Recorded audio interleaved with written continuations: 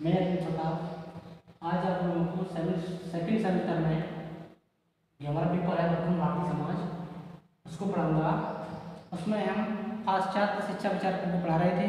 उसमें से 3 पाश्चात्य शिक्षा विचारकों को पढ़ा चुके हैं, जिनमें से रूसो प्लेटो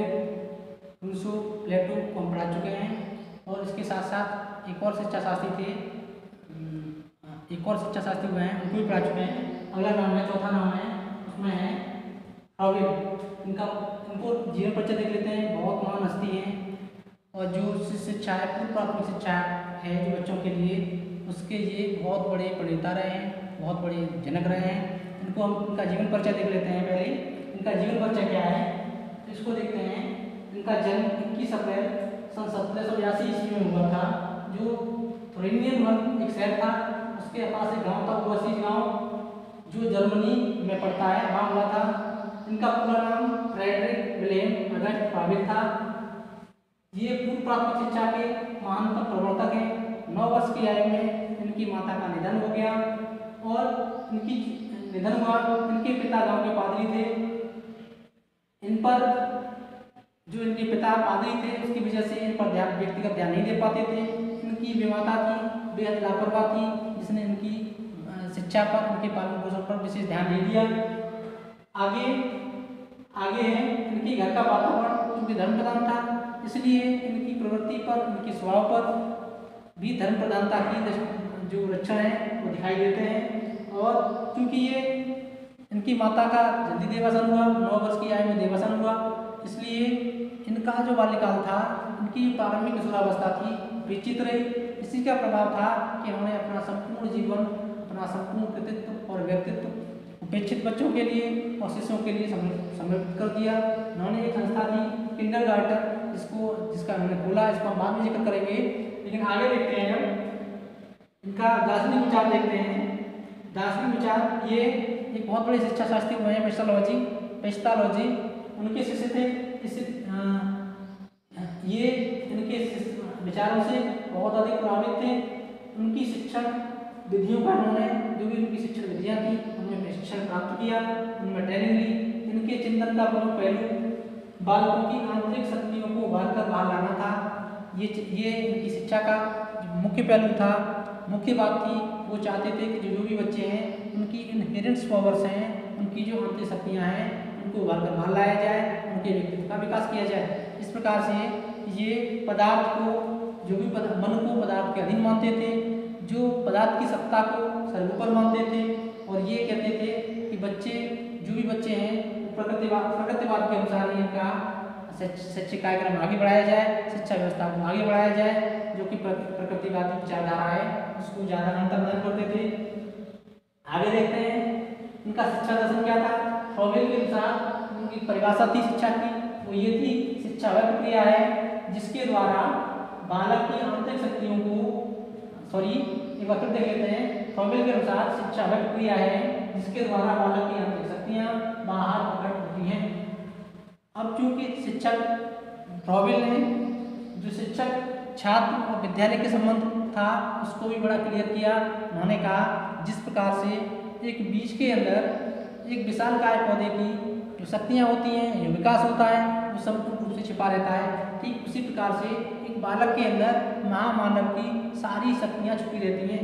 जिस प्रकार से एक बीज को प्रॉपर वातावरण दिया जाए, प्रॉपर क्लाइमेट दी जाए, प्रॉपर टेम्परेचर दिया जाए, प्रॉपर उसको खाद दी जाए, उचित रूप से उसकी देखभाल की जाए, तो एक छोटा सा या नन्हा सा बीज विशालकाय वृक्ष बन जाता है। और उसकी छाया में बहुत सारे लोग उसका आश्रय लेते हैं, उसकी छाया का लुत्फ उठाते हैं। ठीक इसी प्रकार से बालक के विकास में भी शिक्षक, छात्र और विद्यालय के संबंधों को स्पष्ट किया। उन्होंने कहा कि विद्यालय जो है वो बालोद्यान है, बच्चों का बगीचा है, शिक्षक उसका माली है, और जो पौधे हैं वो छात्र हैं। ठीक इसी प्रकार से शिक्षकों को अपने स्नेह एवं प्यार के शिक्षकों को अपने छात्रों को स्नेह एवं प्यार के जल से सिंचित करना चाहिए, उनको सहानुभूतिपूर्वक उनको सानिध्य मिलना चाहिए और छात्रों का समूह रूप से विकास करना चाहिए। इस प्रकार से शिक्षा दर्शन प्रोवेल का निश्चित होता है। आगे देखते हैं शिक्षा के उद्देश्य। शिक्षा के उद्देश्य प्रोवेल ने कई बताए थे। इसमें से पहला है जीवन की प्राप्ति का उद्देश्य। जीवन की प्राप्ति का उद्देश्य का तात्पर्य यही है कि सभी वस्तुओं में ईश्वर की सत्ता है, सभी वस्तुएं ईश्वर से शासित होती हैं और सभी वस्तुओं का जो संचालन होता है प्रकृति के हाथों में ही होता है, अर्थात व्यक्ति प्रकृति के हाथों का खिलौना है, प्रकृति से उत्पन्न होता है और प्रकृति में ही विलीन हो जाता है।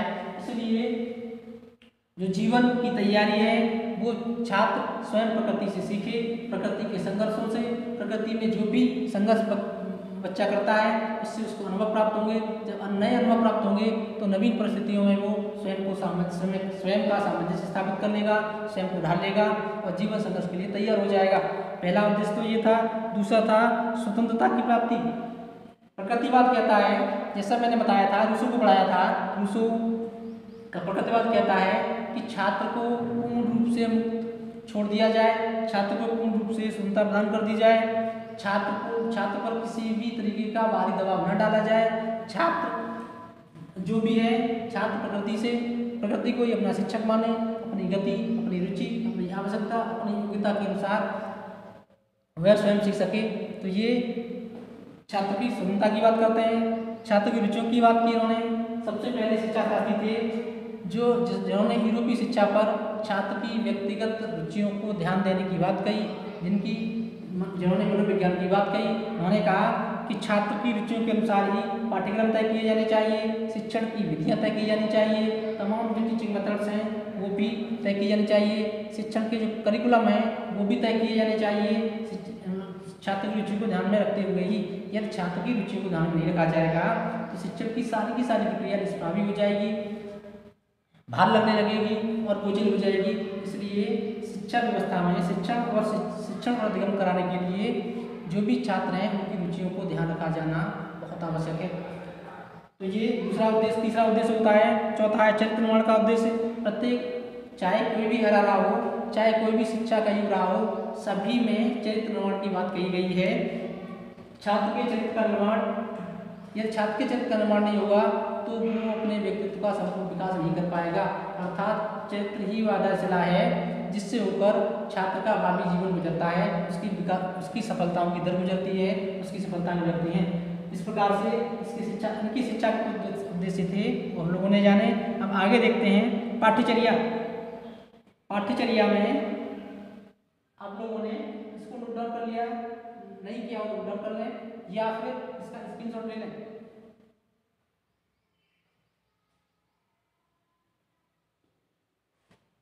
ठीक है स्टूडेंट, मैं इसको मिटा देता हूं।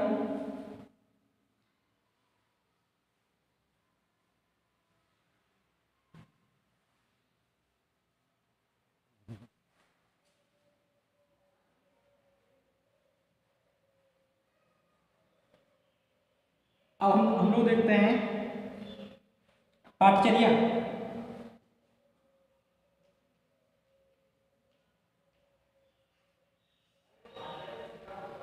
पाठ्यचर्या की बात की उन्होंने, ये पहले शिक्षा शास्त्री थे जिन्होंने मनोविज्ञान को शिक्षा में शामिल किया और यूरोप के लगभग सभी देशों ने इनकी पाठ्यचर्या को स्वीकृति प्रदान की। जिन्होंने कहा कि पाठ्यचर्या को बनाते समय बहुत सारी बातें हैं, इनका ध्यान रखना बहुत आवश्यक है। उन्होंने कहा कि पाठ्यचर्या के विषय बच्चों की शारीरिक एवं मानसिक स्थिति को ध्यान में रखते हुए ही तय किए जाने चाहिए। जब भी पाठ्यक्रम का निर्माण किया जाए, कुछ सिद्धांत हैं उनका पालन किया जाए। पहला ये था कि पाठ्यक्रम के विषय छात्रों की मानसिक एवं शारीरिक क्षमताओं को ध्यान में रखकर तय किए जाने चाहिए। दूसरा था सभी विषयों में आपसी सहसंबंध होना चाहिए। जितने भी विषय छात्रों के पाठ्यक्रम में रखे जाएँ वो एक दूसरे को रिलेटेड हो, सहसंबंध रखते हो, जो एक विषय को सीखने में दूसरे की मदद करते हो।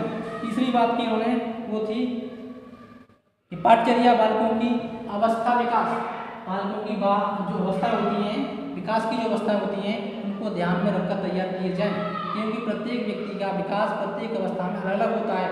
इसलिए जिस पाठ्यक्रम को रखा जाए उसमें बाल विकास की अवस्थाओं को जरूर ध्यान रखा जाए। नेक्स्ट उन्होंने बात की कि पाठ्यक्रम हो वो बच्चों की रुचियों के आधार पर हो, उनकी क्षमताओं के आधार पर हो, उनकी अभिरुचि के आधार पर हो। इस प्रकार से पाठ्यक्रम उन्होंने सिद्धांत थे वो उन्होंने बताए। आगे देखते हैं शिक्षण विधियां। शिक्षण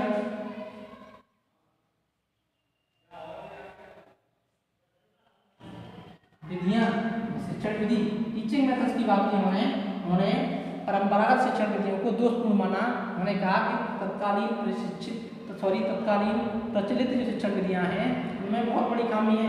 छात्रों को उनकी गति, उनकी रुचि, उनके अनुभव के आधार पर ही शिक्षा दी जानी चाहिए। इसलिए उन्होंने खेल विधि को सर्वश्रेष्ठ माना। इसलिए इनको खेल विधि का जनक भी कहा जाता है। हालांकि जब आधुनिक खेल विधि की बात की जाती है, आधुनिक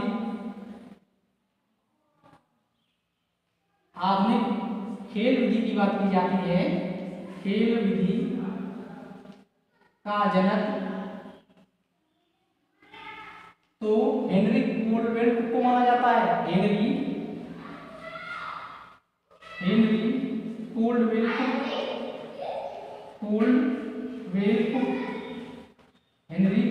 को ठीक है।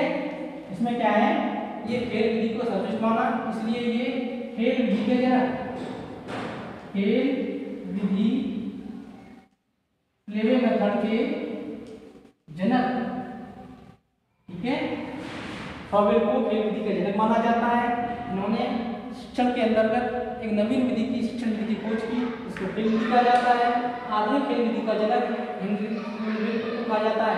ये दोनों क्वेश्चन जो प्रतियोगी परीक्षाएं हैं शिक्षा से संबंधित उनमें पूछे जाते हैं, आपको ध्यान रखना है तो विशेष रूप से। आगे देखते हैं, इन्होंने अनुशासन की बात की। अनुशासन को देख लेते हैं। अनुशासन,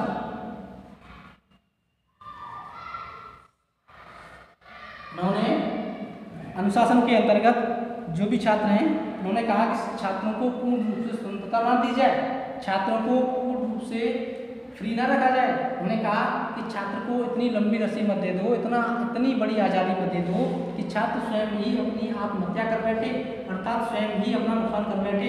इसलिए उन्होंने कहा कि छात्र को सीमित स्वतंत्रता प्रदान की जानी चाहिए और आत्म अभिनियंत्रण पर अधिक बल दिया जाना चाहिए। उन्होंने कहा कि छात्र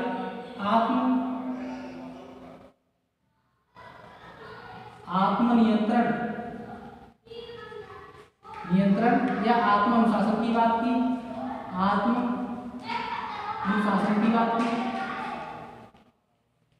ठीक है। उन्होंने कहा कि छात्र को पूर्ण रूप से स्वतंत्रता प्रदान नहीं करनी है, पूर्ण रूप से उसको आज़ादी नहीं देनी है, उसको क्या करना है, उस पर कुछ पाबंदियां रखनी है और छात्र आत्म अनुशासन का प्रदर्शन करें। ये उन्होंने अनुशासन की बात की। आगे देखते हैं, वो है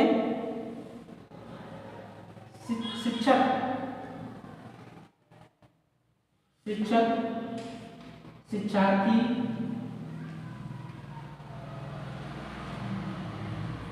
और विद्यालय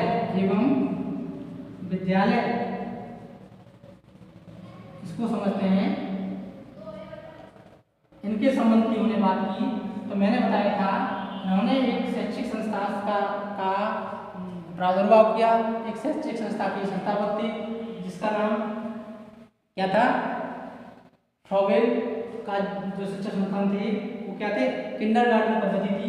इसमें उन्होंने शिक्षार्थी विद्यालय के संबंध को बताया था, जो मैंने अभी बताया है। उन्होंने कहा कि जो भी हमारे विद्यालय हैं वो बाल उद्यान है, उसमें शिक्षक माली है, शिक्षार्थी उसमें पौधा है और जो शिक्षक हैं उनको प्यार एवं स्नेह से अपने पौधे रूपी छात्रों को सिंचित करना चाहिए, उनका विकास करना चाहिए। इस प्रकार से बाल उद्यान में शिक्षक, शिक्षार्थी एवं विद्यार्थी तीनों का ही महत्वपूर्ण स्थान है, उन्होंने बात की। आगे है किंडरगार्टन पद्धति की बात करते हैं। किंडरगार्टन ऊपर देख लेते हैं। किंडरगार्टन पद्धति खेल में एक नवीन पद्धति का शुरुआत किया उन्होंने, जिसको किंडरगार्टन पद्धति के नाम से जानते हैं। इसमें उन्होंने, मैंने बताया था, किंडर का अर्थ होता है किंडर का अर्थ होता है बच्चा, और गार्डन का अर्थ होता है बगीचा। इस प्रकार से किंडरगार्टन पद्धति को बालोद्यान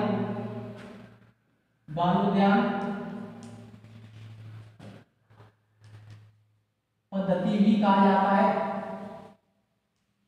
अर्थात बच्चों का बगीचा भी कहा जाता है, जो पूरी दुनिया को, पूरी शिक्षा जगत को फ्रॉवेल की एक मौलिक देन है।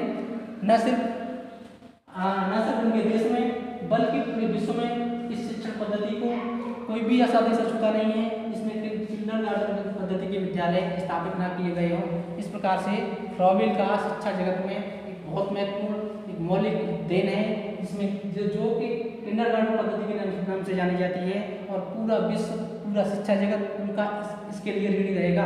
आज के इस स्टेटमेंट में बस इतना ही। आपको इससे संबंधित कोई क्वेरीज करनी हो कमेंट सेक्शन में जाएं, मैं आपको उसका सलूशन दूंगा। धन्यवाद।